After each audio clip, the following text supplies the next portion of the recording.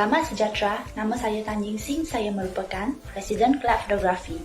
Kelab Fotografi UUM merupakan sebuah kelab kluster kebudayaan di bawah naungan Pusat Budaya dan Seni UUM. Kelab kami turut merancang pelbagai aktiviti dan mampu meningkatkan kebolehpasaran individu serta kamera seni dalam diri setiap insan.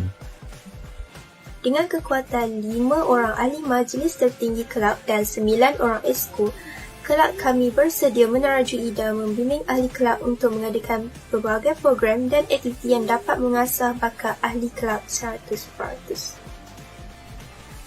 Kami juga akan cuba selai upaya untuk memastikan setiap manfaat dan faedah dapat diperoleh oleh setiap ahli yang menyertai.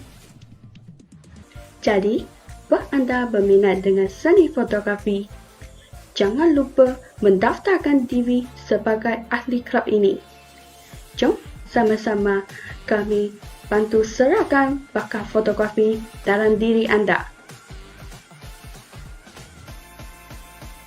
Hello semua. Mari ramai sertai tim Kelab Fotografi UUM Untuk mendapat pengalaman yang lebih menarik, berbagai aktiviti dan perkongsian kemahiran kaitan ilmu fotografi yang akan kita kongsi dengan semua. Jadi, apa tunggu lagi? Mari mendaftar. Sebagai ahli Kelab Fotografi UM, jom sertailah skuad fotografi.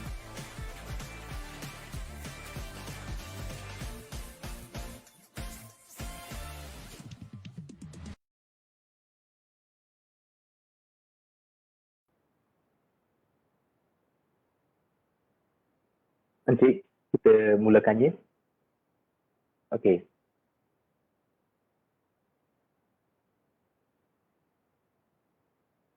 Okey. Selamat pagi dan salam biru warna. Sementara menunggu program dimulakan, terdapat beberapa pengumuman penting. Sila beri perhatian. Yang pertama, diminta semua para hadirin memutekan mic anda jika tiada sebarang keperluan. Yang kedua, diharapkan para peserta di Webex ini dapat kekal sehingga tamat program. Yang ketiga, jika terdapat sebarang persoalan, peserta boleh on mic ketika Q&A session bagi di Webex atau tulis di ruangan chat di tepi sana. Okey, dan yang keempat, yang terakhirnya adalah link kehadiran akan diberikan pada hujung program untuk tujuan merit.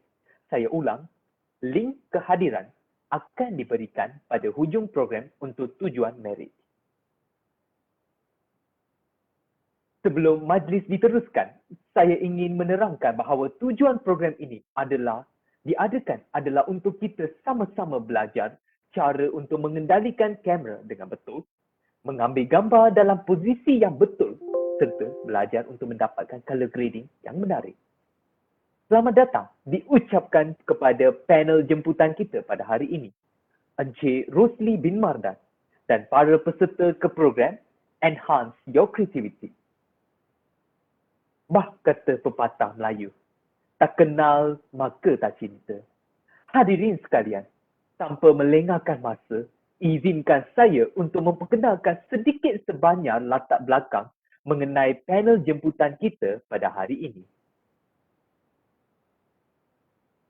Nama yang diberi Rosli bin Mardan merupakan pegawai tadbir universiti di Jabatan Hal Ehwal Pelajar HEP, Universiti Utara Malaysia. Encik Rosli merupakan anak jati Sabah dan berasal dari Kampung Warisan Kinabatangan, Sabah. Salah satu hobi beliau adalah mengambil gambar. Beliau aktif dalam penulisan akhbar-akhbar utama tempatan seperti Utusan dan Berita Harian serta pernah dilantis menjadi ahli panel penganalisis ucapan Perdana Menteri. Beliau juga menjadi fasilitator jemputan Politeknik Tuanku Said Sirajuddin, pelis untuk bengkel fotografi. Tanpa membuang masa, majlis diserahkan kepada Encik Rosli bin Mardan bagi memulakan sesi perkongsian ilmu pada hari ini. Majlis dengan segala hormatnya mempersilakan.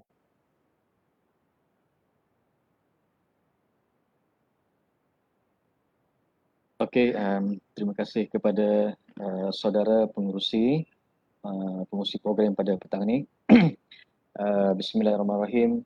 Assalamualaikum warahmatullahi wabarakatuh. Hi everyone, good afternoon semua.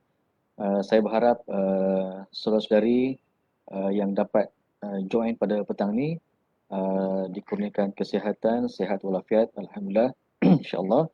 Dan kita berdoa supaya kita dapat dijauhi daripada COVID-19 dan kita masih lagi dapat patuhi segala SOP yang berkuasa sekarang. Penting untuk kita nak menjaga kesihatan kita untuk kita nak melaksanakan aktiviti-aktiviti pada masa akan datang. Jadi saya ingin sebelum saya nak meneruskan perkongsian saya pada petang ni, terlebih dahulu saya nak mengucapkan ribuan terima kasih kepada Pusat Budaya dan Seni dan juga Kelab Fotografi UUM kerana sudi menjemput saya untuk berkongsi sedikit sebanyak berkenaan dengan dunia fotografi. Walaupun sebenarnya saya bukanlah seorang yang orang kata mahir dalam bidang fotografi ini, tetapi insyaAllah mungkin dalam kesempatan 40 minit lebih kurang macam tu untuk petang ni, insyaAllah ada perkara-perkara, ada hal-hal berkenaan dengan fotografi yang dapat sama-sama kita kongsikan. Okey. Jadi apa yang saya kongsikan ini bukanlah kerana saya mahir ataupun sebagainya, cuma lebih kepada kita nak berkongsi ilmu pengetahuan. Okey, kalau saya mungkin saya kurang tahu, mungkin saudari boleh memberi pandangan dan juga berkongsi kepada saya, sebab saya pun masih lagi belajar. Baik. Jadi tajuk yang saya diberi ialah bagaimana ingin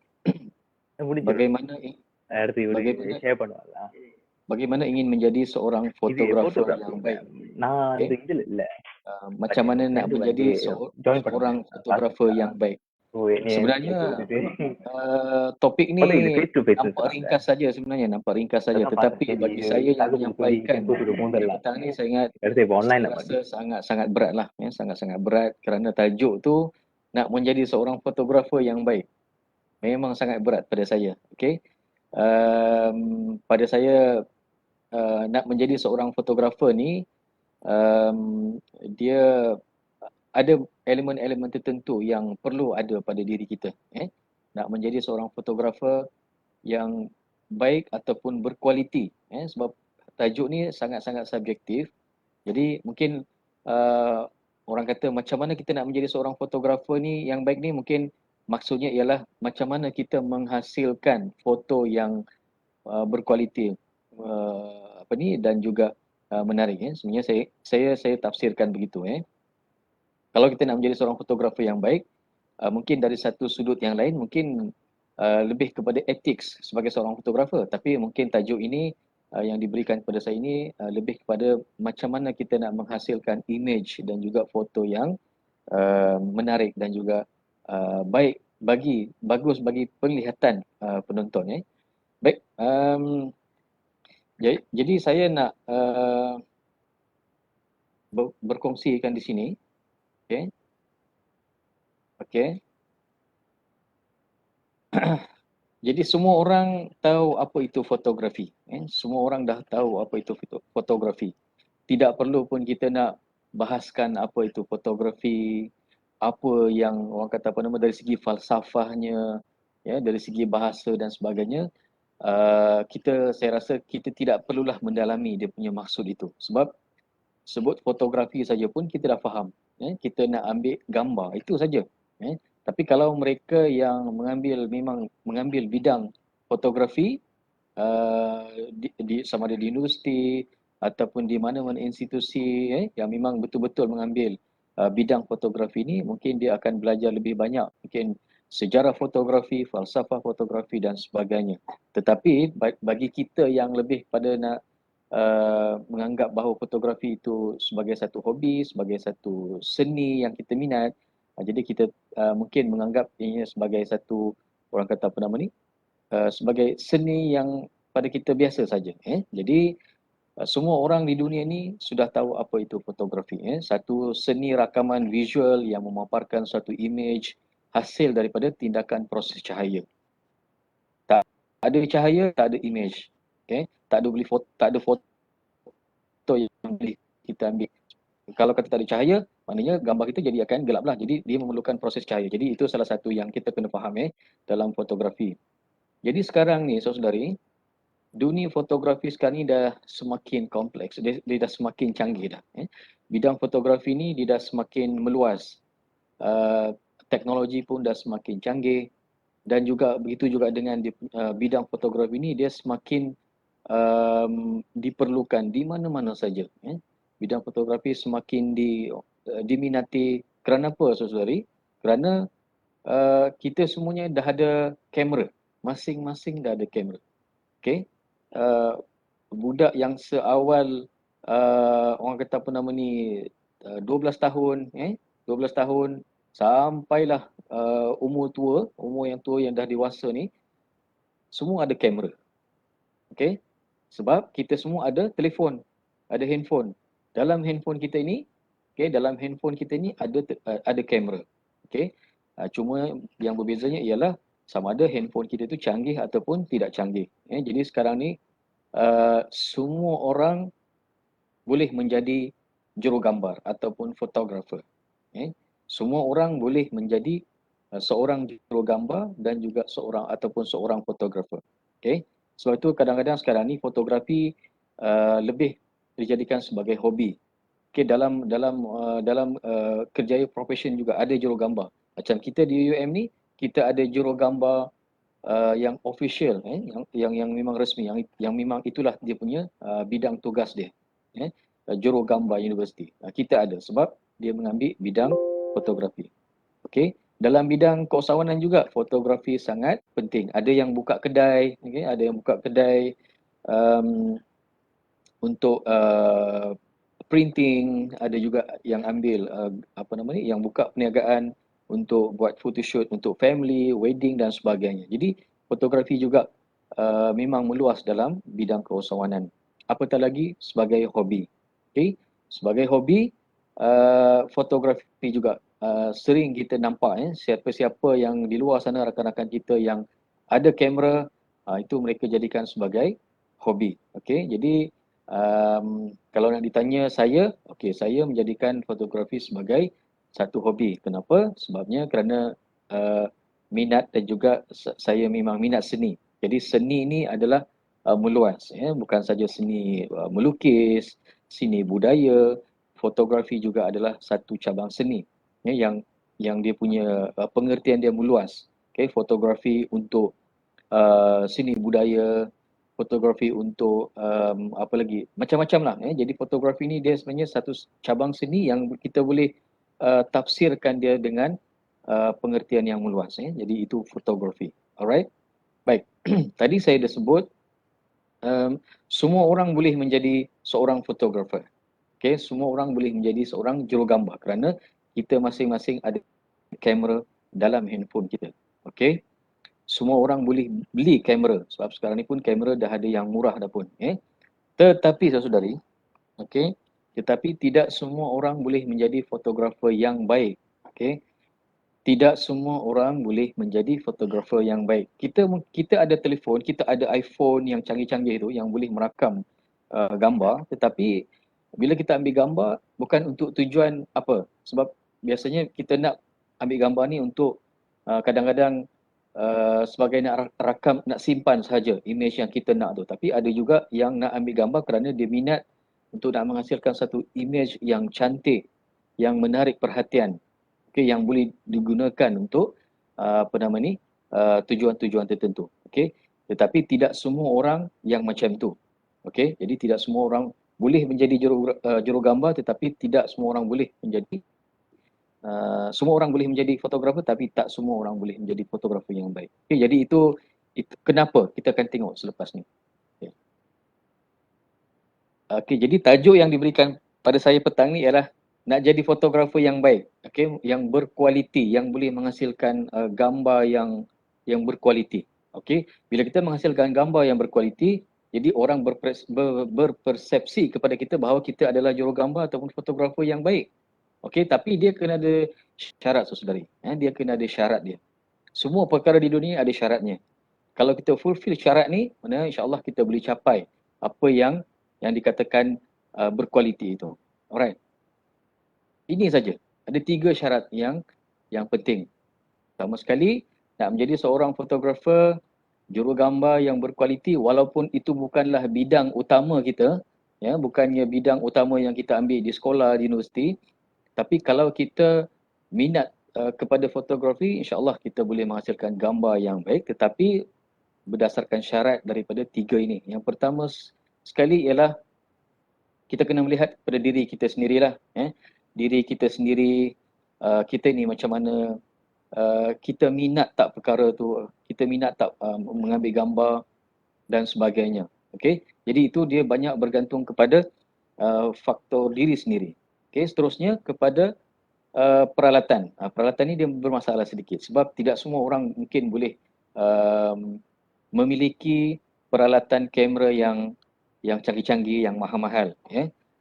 Kemudian ianya bergantung juga kepada syarat apa? Kualiti hasil foto tersebut. Kadang-kadang kita dah minat dah, daripada diri kita sendiri kita dah minat, kita dah orang kata apa, berusaha ambil gambar sana sini dan sebagainya. Kemudian beli pula peralatan kamera mahal-mahal. Selain daripada kamera, banyak lagi nak beli itu dan ini dan sebagainya. Tapi bila kita ambil gambar, kualiti hasil foto pula tak seperti mana yang kita inginkan ataupun orang lain inginkan. Itu pun bergantung juga. Jadi maknanya kita dah minat, kita dah ada peralatan, tapi kita tak boleh nak menghasilkan kualiti foto yang berkualiti, maknanya kita bukan seorang fotografer yang baik, kita bukan seorang jurugambar yang baik. Jadi maknanya ketiga-tiga ini berkait rapat untuk kalau kita nak menjadi seorang fotografer yang berkualiti. Cuba kita tengok perinciannya, apa dia. Okey, tengok faktor diri sendiri. Okey, kadang-kadang manusia dilahirkan sebelum jadi dah ada bakat dah. Okey, dia dah ada bakat dah. Kan lahir-lahir terus pegang kamera. Zaman sekarang ni budak-budak lahir-lahir terus pegang handphone. Bukanlah maksudnya beranak tu maksudnya keluar daripada perut ibu terus pegang handphone, taklah. Tapi kadang-kadang sekarang ni budak-budak yang masuk tadika pun dah pegang handphone dah. Seperti mana macam di rumah, macam anak saya sendiri pun dah pegang handphone, dah boleh ambil gambar dan sebagainya. Okey. Jadi kalau kita lahir dengan ada bakat pun tak ada masalah. Okey. Bila kita ada bakat, semua kita boleh buat. Okey. Tetapi saudari jangan harapkan bakat. Jangan harapkan bakat saja. Ada orang yang dia tak tahu bakat dia ada. Okey, tapi orang perasan dia ada bakat. Okey, jadi dalam konteks fotografi ini sebenarnya bakat itu boleh dipupuk. Okey. Macam mana cara nak memupuk bakat ialah pertama kita minat dulu. And then baru kita usaha untuk nak mempelajari. Okey. Dan minat ini akan mempengaruhi usaha kita lah. Bila kita minat sesuatu, insya-Allah kita akan berusaha untuk nak memahami apa yang kita minat dan kita akan memiliki apa yang kita minat itu. Itu adalah lumrah. Itu juga adalah seni dalam diri kita. Kemudian of course lah kita kena ada ilmu pengetahuan.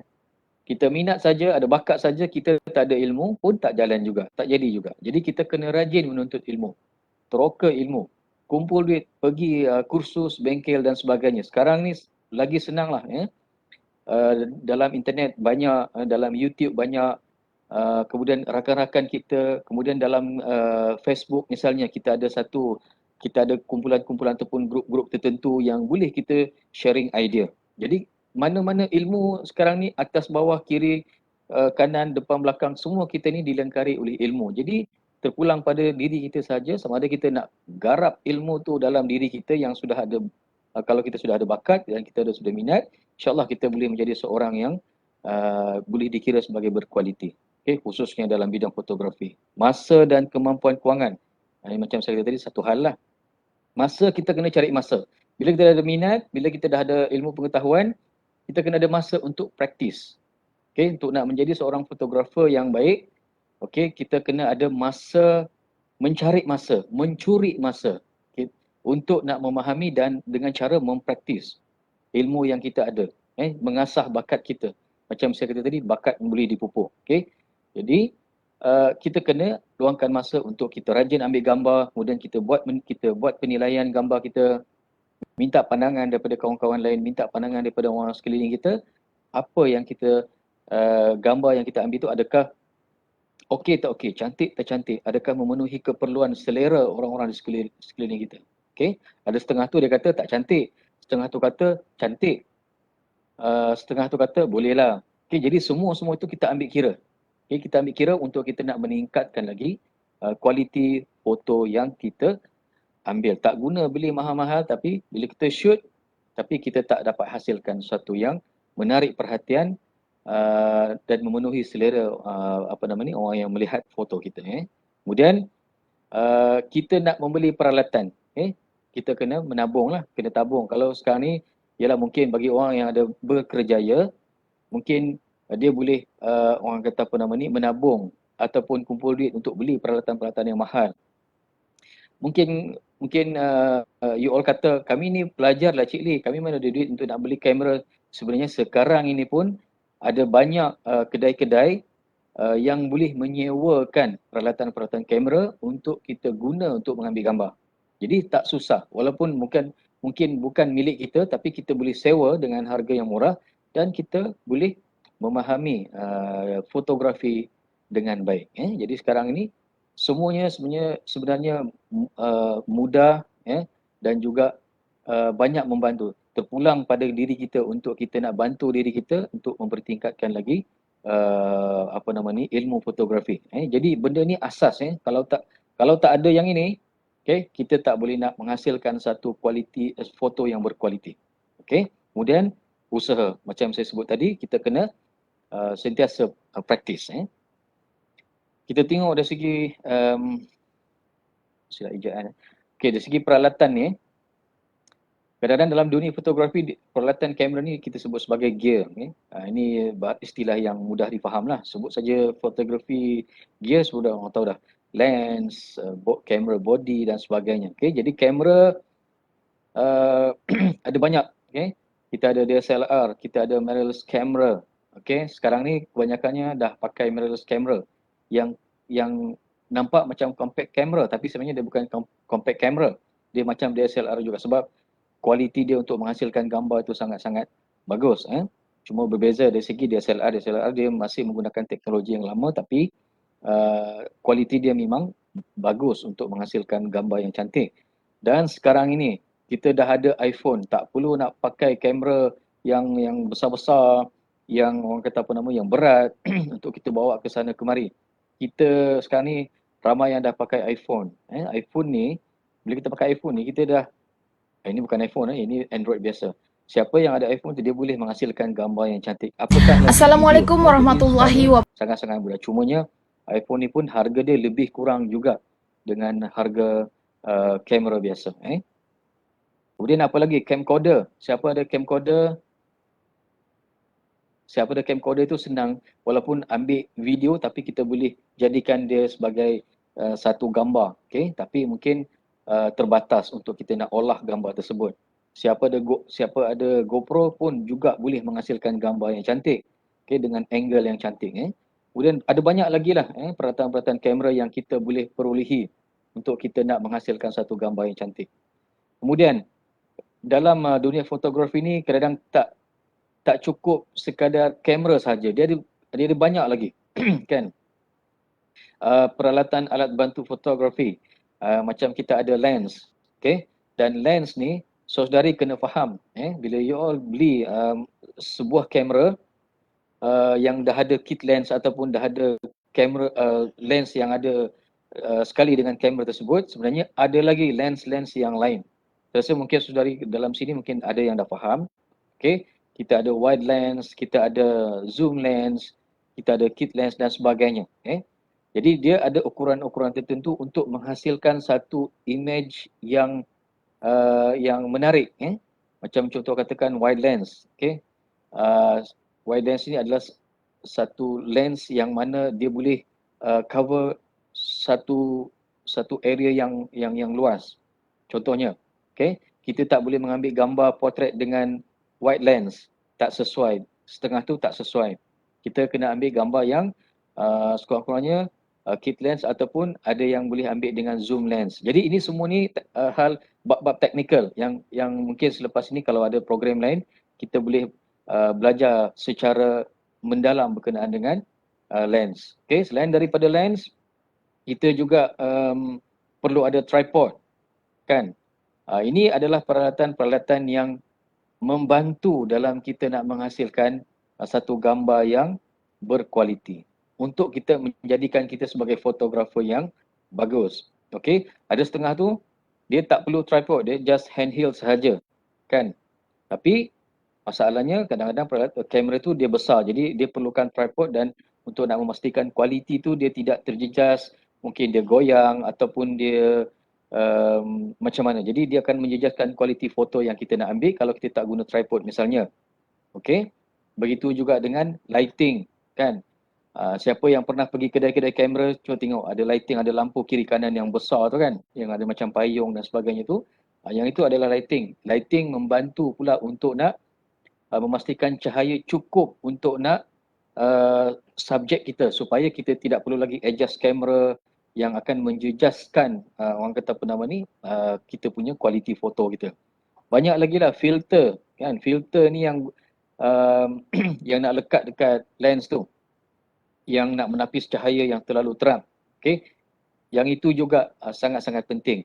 Harganya pun boleh tahan juga. Jadi sebenarnya peralatan-peralatan ini memang tidak dinafikan diperlukan untuk nak menghasilkan kualiti yang baik, seterusnya menjadikan kita sebagai fotografer yang baik juga. Okey, itu kalau saya nak cakap berkenaan peralatan ni sebenarnya memang tak cukuplah masa kita. Okey, dan seterusnya faktor seterusnya ialah kualiti hasil foto yang saya sebutkan tadi. Ini faktor yang ketiga. Jadi foto yang berkualiti. Foto yang berkualiti menjadikan kita sebagai seorang fotografer yang bagus, fotografer yang berkualiti. Apa ciri-ciri kualiti foto yang bagus?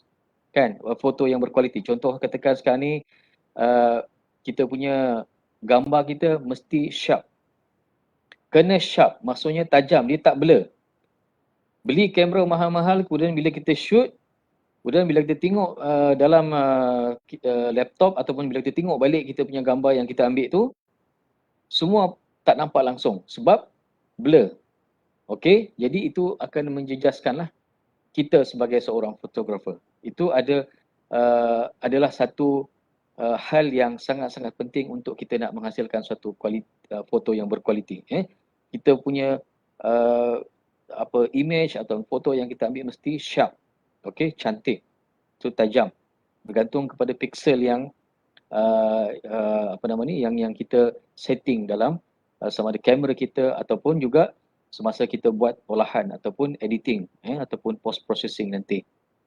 Kemudian hal-hal seperti penggunaan shutter speed, ISO dan juga aperture. Yang ini tiga perkara ni saudari kena faham. Inilah orang kata jantung kepada fotografi. Shutter speed, ISO dan aperture. Okay? Kalau saudari tak memahami yang ini, even kalau you all menggunakan handphone pun ataupun iPhone pun, tiga asas ni, shutter speed, ISO dan juga aperture ini adalah jantung kepada fotografi ataupun jantung kepada kamera. Kalau kita tidak memahami yang ini, memang susah untuk kita nak menghasilkan satu foto yang berkualiti. Kerana setiap satu ni, shutter speed, ISO dan aperture ni saling berkait rapat untuk nak menghasilkan. Contoh katakan bila kita salah setting shutter speed ni kelajuan. Okay, kelajuan. Contoh kalau katakan kita nak ambil gambar orang yang tengah melompat dan masa dia melompat tu kita ambil gambar, dia tak blur. Maksudnya dia tengah melompat ambil gambar. Kan? Sebab dia tengah bergerak laju. Okay, begitu juga orang yang naik motor. Kita nak ambil supaya dia nampak beku di dalam gambar. Dia tak blur. Okay, jadi kita kena adjust kita punya shutter speed dalam kamera kita.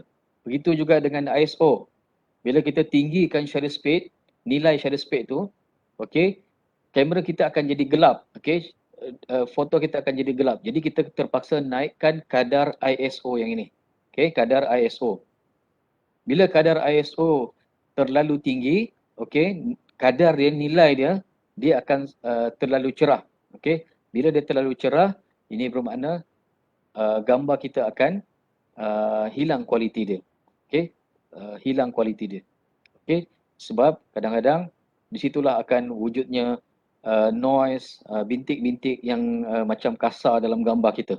Okey, jadi sebab itulah benda ini ataupun elemen shutter speed, ISO dan aperture ini mesti seimbang. Okey, untuk nak memahami ini dia perlukan satu lagi bengkel yang memang khas untuk kita nak mempelajari shutter speed, ISO dan aperture. Okey, jadi saya cuma mungkin boleh bagi gambaran secara ringkas berkenaan dengan shutter speed, ISO dan aperture. Okey, ketiga-tiga ini sangat-sangat penting. Okey, untuk nak menghasilkan foto yang berkualiti. Kalau tidak, kita bukan seorang fotografer yang baik. Beli kamera mahal-mahal ribu-ribu, kemudian bila kita ditanya apa itu shutter speed, ISO dan aperture, kita tak tahu nak setting, anda bukan seorang fotografer yang baik.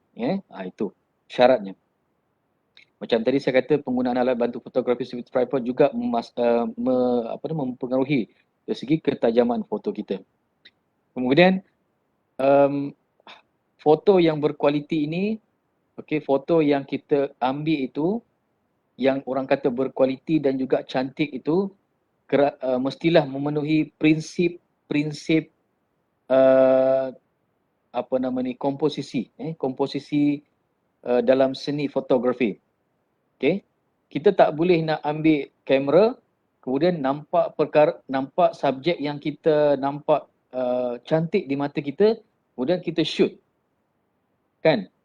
Tiba-tiba bila kita share dalam Facebook ataupun dalam mana-mana, tengok-tengok kawan kata tak menarik pun. Padahal masa kita ambil dia ataupun ambil subjek tu, kita rasa nampak cantik sangat. Tapi bila dah kita share, kawan kata, you ambil apa kan? Kan? Tak cantik pun. Padahal bagi kita cantik. Di situlah sebenarnya prinsip-prinsip elemen-elemen seni dalam gambar kita perlu patuhi.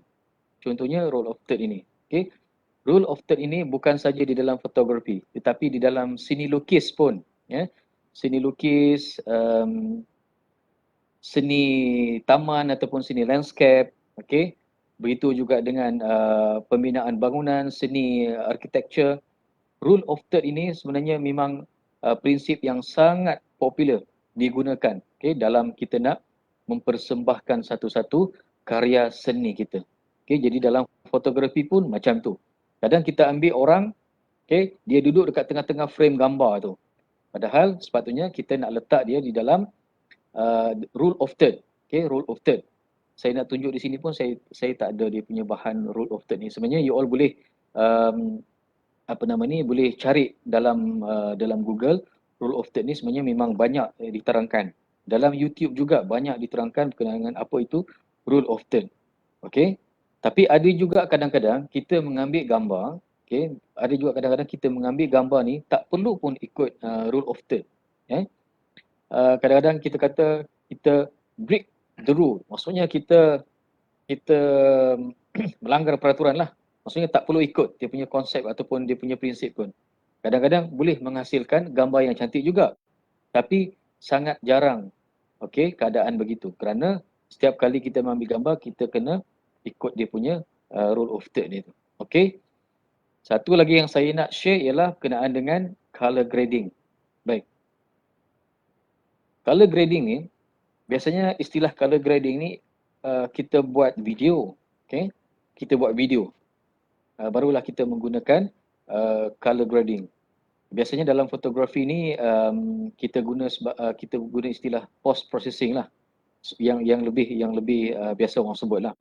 Color grading ni sama juga konsepnya dengan post processing, tapi biasanya digunakan dalam video. Tapi maksudnya sama saja, iaitu kita nak meningkatkan dia punya tona ataupun tone color tersebut. Kita nak enhance dia punya nak naikkan dia punya warna sesuatu foto yang kita dah ambil. Kadang-kadang bila kita ambil, dia akan nampak macam malap, dia punya warna pun just mendatar saja, nampak orang kata tak menyeri, tak berseri dia punya color tersebut. Jadi sebab itulah kita perlukan post processing untuk kita nak naikkan lagi dia punya seri warna kepada kita punya gambar tersebut. Jadi kita perlu memahami tone, konsep tone itu. Dan juga kita nak kena memahami roda warna. Ini basic sebagai seorang fotografer ataupun sebagai seorang pelukis misalnya. Okay? Ataupun seorang juruhias dalaman misalnya. Okay? Kita nak dekor bilik, kita nak dekor satu ruang dan sebagainya. Kita mesti memahami apa itu roda warna. Okay? Bila kita memahami yang itu, then barulah kita boleh menghasilkan satu seni. Okay? Kalau dalam konteks fotografi ini, kita boleh menghasilkan satu foto yang menepati ciri-ciri ataupun prinsip roda warna. Okay? Color of whale.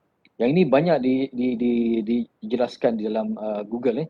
You all boleh cari. Tapi yang penting you all kena practice. Okay? Sebab warna dan juga tone ini sebenarnya melahirkan mood. Okay? Dia akan melahirkan mood.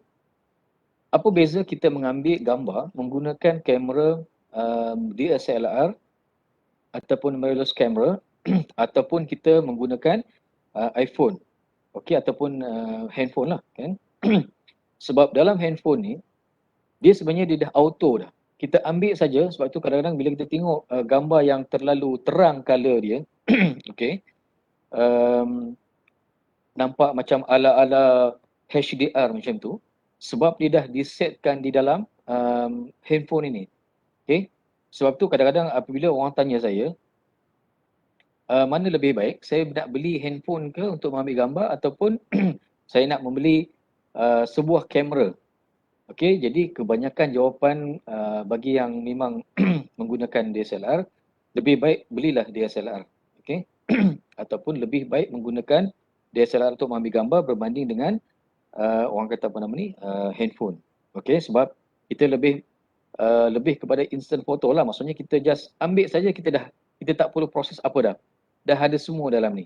Okey, tapi masalahnya dengan handphone ni ialah dia tidak membantu kita untuk kita nak memahami ataupun mengolah seni itu. Kan? Berbanding kalau kita mengambil gambar menggunakan kamera, DSLR ataupun apa-apa saja selain daripada handphone, ianya lebih semuanya daripada kita sendiri. Kita nak mengolah warna macam mana, komposisi macam mana, and then banyak yang kita boleh buat kalau kita menggunakan kamera untuk mengambil gambar berbanding dengan sebuah handphone. Tapi yang itu cita rasa masing-masing lah.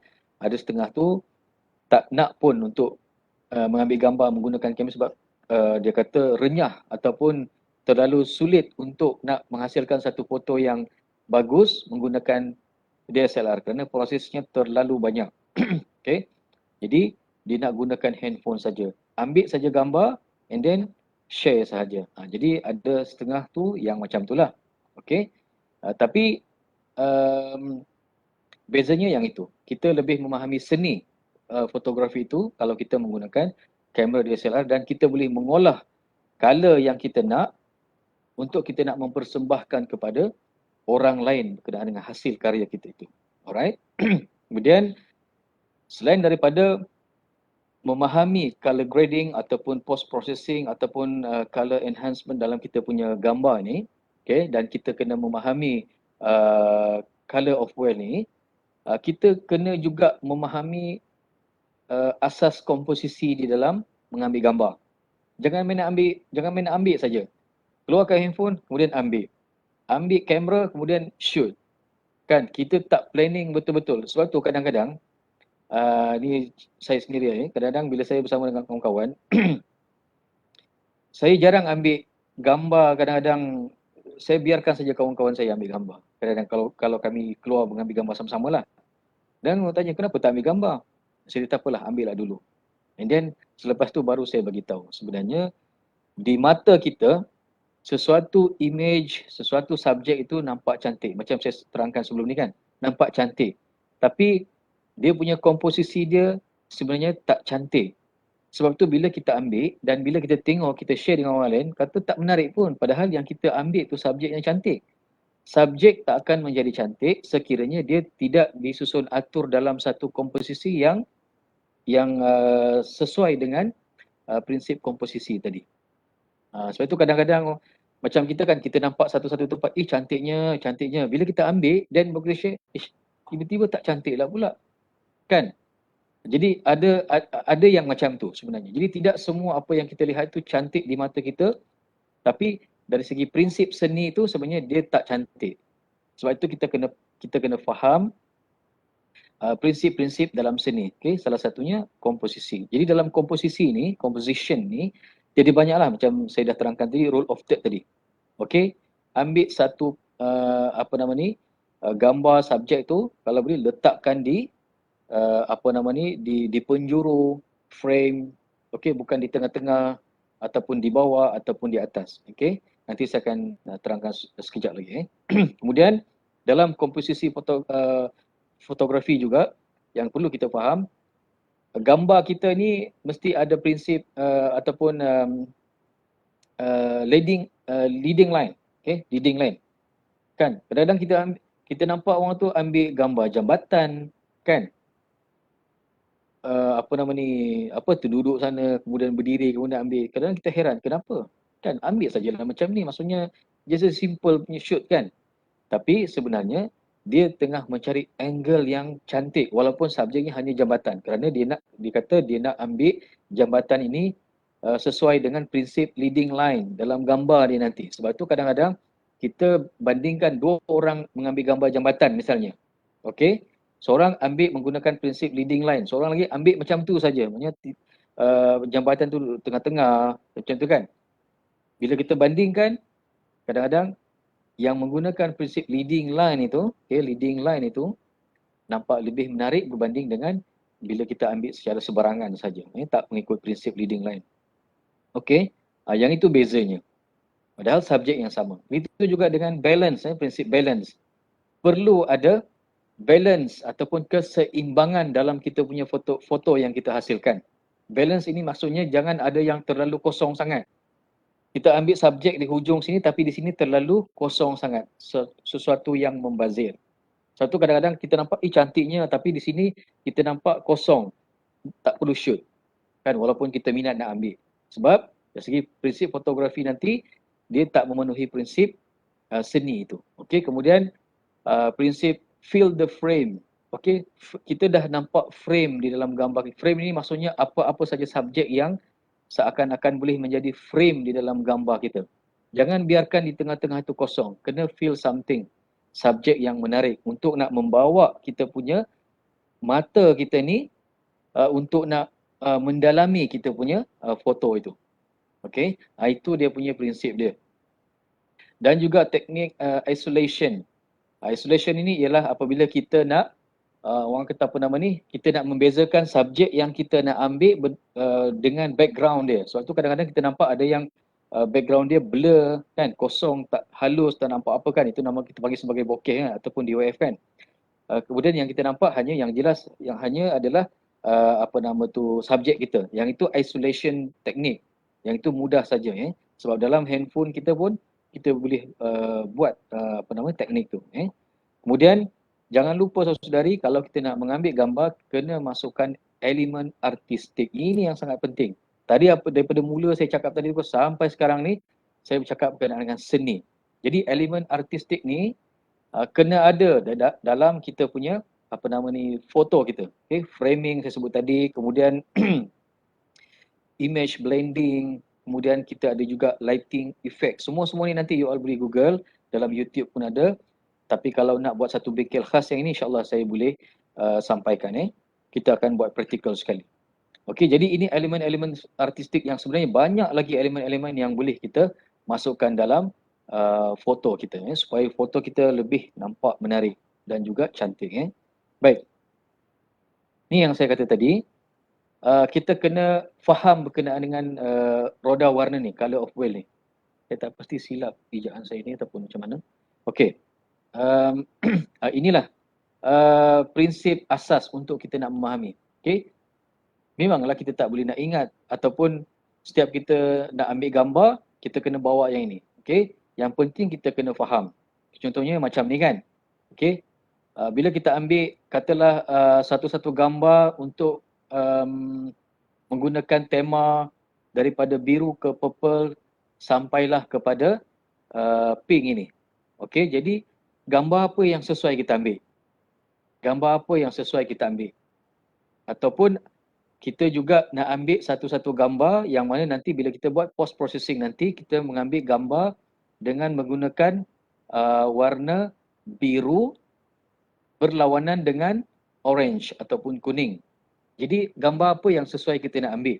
Kita kena planning dulu. Barulah kita boleh ambil gambar. Kalau tidak, gambar kita tak ataupun kurang menarik. Okey, jadi ini adalah asas. Senang saja nak faham benda ni. Saya rasa dalam sains kita ada belajar berkenaan dengan color of whale ni. Dalam kita masa kita sekolah rendah, sekolah menengah pun kita ada belajar juga berkenaan. Jadi saya ingat ini senang sangat untuk difahami. Jadi bila kita faham ni, insya-Allah kita boleh menghasilkan gambar yang menarik. Jadi ini sebagai contoh, bagaimana kita menggunakan tema dalam kita punya roda warna kita. Macam yang ini, foto yang saya ambil ini ialah gambar landscape. Okay. Saya ambil di suatu kawasan perlombongan ataupun kuari tanah. Okay, sebab saya tertarik dengan subjek yang belakang ni, seolah nampak macam satu gunung. Sebenarnya dia bukit je, bukan gunung. Tapi bila saya olah dia, seakan-akan menjadi satu gunung yang menarik. Kemudian oleh kerana di belakang ni tempat jatuhnya matahari ataupun sunset, jadi saya mengambil pendekatan ataupun saya mengambil tema warna daripada biru, ke purple dan sedikit kuning dan juga orange.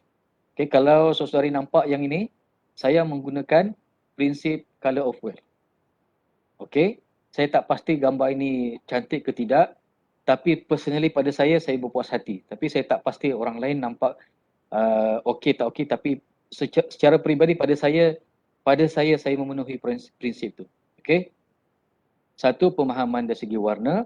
Yang kedua, apa yang saya buat pada gambar ini ialah saya meletakkan satu subjek menggunakan prinsip rule of third. Okey. Rule of third yang mana subjek saya ialah tayar ni, okey, tayar lori ni saya letakkan di sini. Okey. Kalau saya letakkan mungkin di tengah-tengah, mungkin kurang menarik sebab dia sudah pun beraliran dengan yang ini. Okey, batu dan juga bukit ini. Jadi saya alihkan di sini sedikit dan saya buat cropping sedikit untuk memastikan dia letak di memenuhi prinsip rule of third. Saya letak di sini. Okey, jadi untuk menghasilkan gambar kena planning betul-betul, jangan ambil shoot sahaja. And then bila saya lakukan sedikit post processing, saya naikkan dia punya saturation dan juga dia punya vibrancy dan akan jadi macam ni. Begitu juga dengan gambar yang kedua ni. Saya menggunakan color of whale tema daripada biru kepada ungu dan juga kepada pink sedikit. Okay, jadi untuk menghasilkan tema color yang boleh mendominasi kita punya gambar kita untuk menghasilkan sesuatu yang cantik pada pandangan kita. Okay, mungkin ada yang tanya, Encik Lee, macam mana nak hasilkan air itu? Itu adalah air, itu bukannya awan. Pada silap hari bulan kita berkata itu awan, itu bukan awan, itu air. Itu kita ada teknik lain. Kita macam saya sebut tadi, itu menggunakan adjustment kita dalam shutter speed. Kita nak menjadikan dia sebagai sebagai macam kapas ni, dia ada satu teknik iaitu kita nak adjust dia punya shutter speed. Mungkin ada yang dah faham dalam ni, tapi kalau saya nak ajar, saya lebih suka kepada praktikal lah. Okey, cuma sebagai asas saja saya boleh bagi tahu ialah kita menggunakan shutter speed adjustment kita dan juga saya dibantu dengan beberapa peralatan yang lain iaitu filter dan juga tripod yang kukuh sebab saya saya masa saya ambil gambar ni, saya tengah-tengah sungai. Saya berendam paras paras pinggang. Okey. Macam tu kita nak mengambil gambar Kemudian gambar yang kedua ni, yang ini adalah gambar anak saya share. Okey.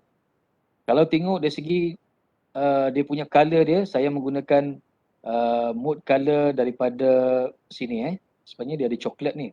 Okey. Jadi saya di belakang ni sebenarnya adalah lalang berwarna hijau, tapi bila saya buat color grading, okey, saya mengambil tema baju yang dipakai oleh anak saya ini berwarna coklat. Jadi saya biarkan coklat ini mendominasi keseluruhan gambar, dan saya menjadikan bunga-bunga lalang yang warna putih ini sebagai dia punya penyeri dia. Okey, untuk nak menghasilkan satu kehalusan dalam kita punya gambar. Okey. Kemudian gambar yang ni sebelah ni pula, ini pun anak saya juga. Saya ambil di dalam hutan, satu kawasan rekreasi. Okey, macam mana lighting boleh membantu untuk menyerlahkan gambar kita. Kemudian saya menggunakan teknik isolation, iaitu saya blurkan di belakang ini menggunakan saya punya aperture saya yang paling tinggi 6.3, dan saya dapat isolate saya punya subjek ni dengan background supaya dia jelas pada penglihatan kita. Okey, dan kemudian saya kurangkan saturation dan juga vibrant berwarna hijau di belakang ni, yang daun-daun ini, supaya saya nak memisahkan color kuning itu dengan hijau supaya tidak akan mengganggu penglihatan kita. Jadi itu sebenarnya teknik dia. Macam mana kita nak menghasilkan satu foto yang menarik perhatian mata kita untuk melihat. Okey, seterusnya ini gambar-gambar wildlife. Okay. Kalau tengok tu, saya letakkan burung ini di menggunakan prinsip rule of third. Okay. Dan saya juga menggunakan isolation teknik. Okay, saya blurkan di belakang dan saya gelapkan di belakang untuk saya nak menyerlahkan subjek saya, itu burung. Begitu juga dengan yang gambar bangau ni, saya menggunakan sepenuhnya dominasi hijau di belakang tu. Okay, untuk saya nak isolate secara total, okay, dan menyerlahkan secara total juga subjek saya sebab dia berwarna putih. Okay, jadi itu dia menghasilkan sesuatu yang atraktif lah Okay. Ini adalah antara gambar-gambar yang saya gunakan, saya ambil menggunakan prinsip-prinsip yang saya terangkan tadi. Alright. Kemudian, okay, yang ini. Kalau tengok ni gambar ni, sebelum dan selepas ni, gambar yang sebelum ni saya ambil dekat air terjun di Terengganu. Okay, siapa yang pergi ke Tasik Kenyir kalau saya tak silap ni, ada satu air terjun. Menarik perhatian saya sebab dia punya subjek dia yang paling ketara pada saya ialah air terjun dia itu. Okay, dan saya menggunakan teknik menyerlahkan background dia. Okay, saya serlahkan background dia yang merupakan batu dan juga air. Okey, dan apabila saya buat color grading, saya naikkan vibrant dan juga dia punya saturation dia, maka dapatlah hasil yang macam ni. Yang ini pun saya buat secara ringkas saja. Kenapa ada kuning, kenapa ada orange dan juga bercampur hijau tu kan? Seolah macam daun itu memang daunnya kuning. Itulah teknik bila kita membuat post processing ini, bila kita membuat post processing sama ada dalam Lightroom, dalam Photoshop, kita bebas berkarya. Apa yang kita nak hasilkan adalah mengikut cita rasa kita. Kalau di dalam handphone, ini yang kadang-kadang menghadkan kita. Okay? Menghadkan kita. Bukan saya kata jangan mengambil gambar menggunakan handphone. Bukan itu maksud saya. Kita bebas jika saudari ada ilmu yang saya tersilap tadi, tolong betulkan saya. Sebab saya pun sebenarnya masih lagi belajar. Jadi saudari tolong betulkan saya kalau saya ada silap. Okay? So saya ucapkan terima kasih. Itu saja, saya kembalikan kepada saudara Tiban pengurusi. Terima kasih. Baik, terima kasih diucapkan kepada Encik Rosli di atas perkongsian ilmu yang disampaikan sebentar tadi. Maka berakhirlah program kita pada hari ini. Oleh itu, saya mewakili pihak penganjur memohon 1000 kemaafan sekiranya terdapat kekurangan dan kesilapan semasa mengendalikan majlis ini. Diingatkan sekali kepada para peserta untuk mengimbas QR kod kehadiran yang dipaparkan sebentar lagi. Sekian, terima kasih. Saya ulang, diingatkan kepada para peserta untuk mengimbas QR kod kehadiran yang dipaparkan sebentar lagi. Sekian, terima kasih.